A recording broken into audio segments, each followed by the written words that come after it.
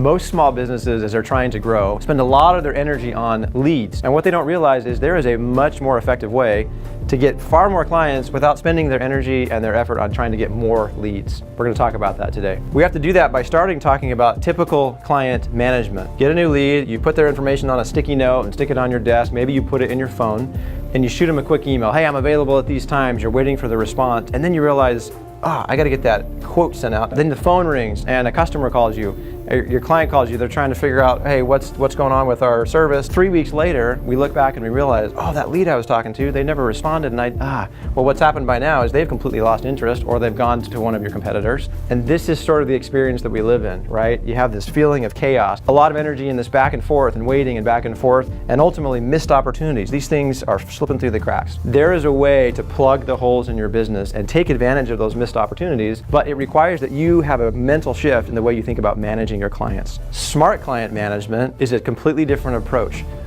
This is the way that you can take every single lead that comes into your business and systematically turn them into a happy client who refers over and over again. There are 3 elements to smart client management. The first is organize and personalize. You have got to get yourself out of the chaos and to a place where you're organized. By the way, you're going to find out you have a lot more leads than you thought you did when you start putting them in one place and keeping the information together. If you learn important details about your clients, you're going to record that. Why is this so important? Because what your clients want is they want a personalized experience. They want to feel like you understand them through every step. The second element is reduce friction. What that means is we're well beyond the days where you should be texting your availability to your client so that they can look at their calendar and text you back. It means you shouldn't be sending out a Microsoft Word quote or invoice and then asking your client to just pay you by check. We are far beyond that. You've got to reduce the friction.